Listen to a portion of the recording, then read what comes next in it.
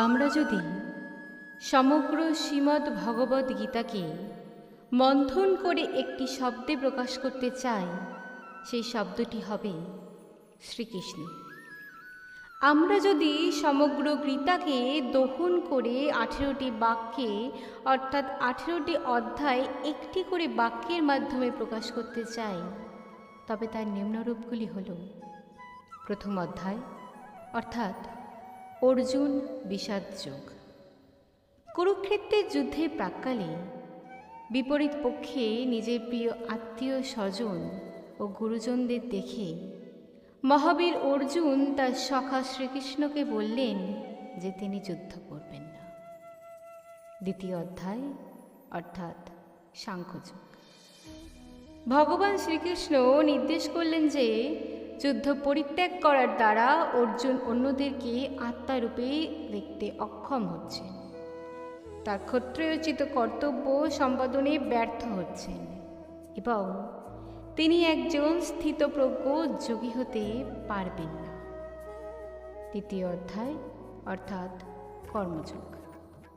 শ্রীকৃষ্ণ অর্জুনকে বললেন, প্রত্যেক ব্যক্তিকেই অনাসক্ত হয়ে উচ্চতর উদ্দেশ্যগুলো মনে রেখে কর্ম করতেই হবে, অন্যথায় সে সর্বগ্রাসী কামনাশক দুর্জয় শত্রুর শিকার হবে। চতুর্থ অধ্যায় অর্থাৎ জ্ঞানযোগ। ভগবান বললেন, মানুষকে এই কাম জয় করার উপায় শিক্ষা দেওয়ার জন্য আমি অনন্তকাল ধরে যুগে যুগে নানা দিব্য রূপে এই জড়জগতে অবতীর্ণ হই। যে জ্ঞান এখন আমি তোমাকে ব্যাখ্যা করব এবং তা গুরু শিষ্য পরম্পরাক্রমে চলতে থাকবে। পঞ্চম অধ্যায় অর্থাৎ কর্ম সন্ন্যাস যোগ। ভগবান আরও বললেন, আমার জন্য কর্ম করলে কর্তার বৈরাগ্য পূর্ণতা লাভ করে, কারণ ভগবান হিসেবে আমি সমস্ত কর্মের প্রকৃত ভোক্তা, সকলের মালিক, সকলের সর্বোত্তম শহীদ। ষষ্ঠ অধ্যায় অর্থাৎ ধ্যান যোগ।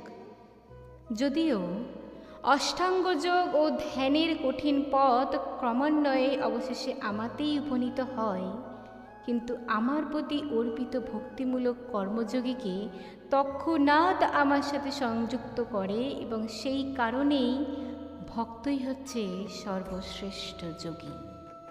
সপ্তম অধ্যায় অর্থাৎ বিজ্ঞান যোগ।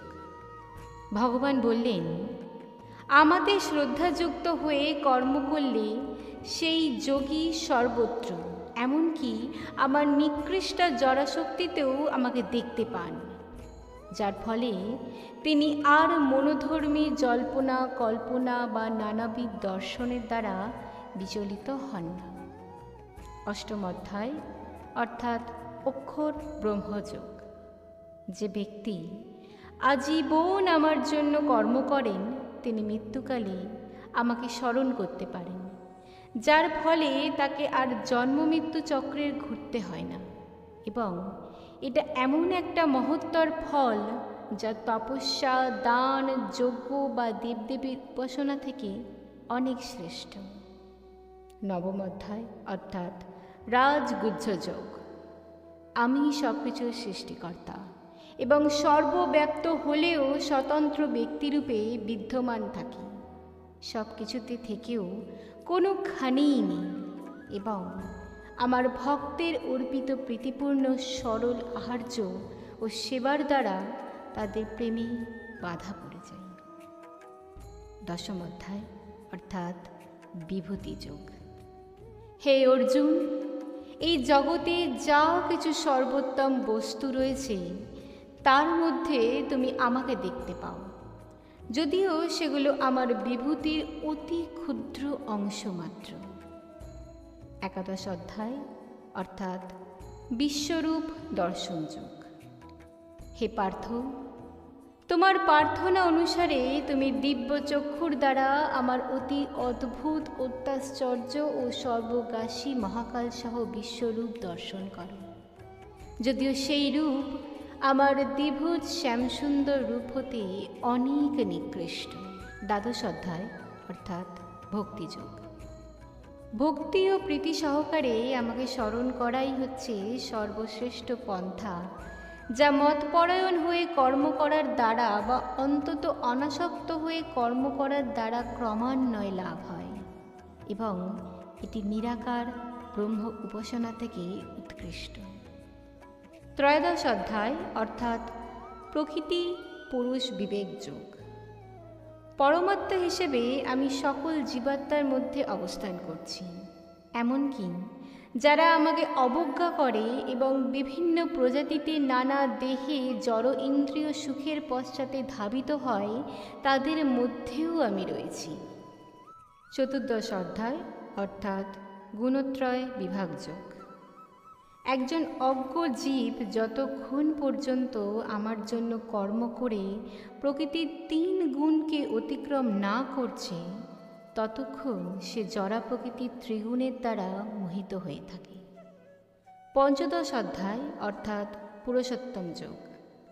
যদিও জীবেরা এই জড়জগতের বটবৃক্ষ সদৃশ গোলকধাঁধায় হারিয়ে গিয়েছে, তবুও আমি তাদের হৃদয়ে অবস্থান করে তাদেরকে আমার দিকে এবং আমার চিন্ময় ধামের দিকে পরিচালিত করি। ষোড়শ অধ্যায় অর্থাৎ দৈবাসুর সম্পদ বিভাগ যোগ। দৈবী ভাবাপন্ন লোকেরা আমার নির্দেশনা মেনে চলে, কিন্তু আসরিক লোকেরা লোভ, ক্রূরতা, দম্ভের কারণে শাস্ত্রবিধি মানে না এবং ইন্দ্রিয় উপভোগের জন্য তাদের অদম্য বাসনার ফলে তারা ঘোর নরকে অধিপতিত হয়। সপ্তদশ অধ্যায় অর্থাৎ শ্রদ্ধাত্রয় বিভাগ যোগ। প্রকৃত আধ্যাত্ম মার্গ জল্পনা কল্পনা করে নির্ণয় করা যায় না, কারণ এমনকি শ্রদ্ধা ও যজ্ঞ প্রকৃতির 3 গুণের নির্দেশনায় হয়ে থাকে। অষ্টদশ অধ্যায় অর্থাৎ মোক্ষযোগ।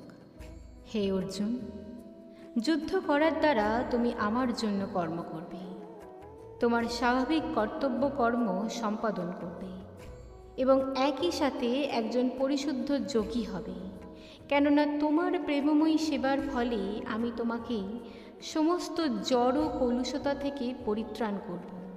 প্রিয় সখা, এখন তোমার যা মনোপ্রুত হয় তা করো।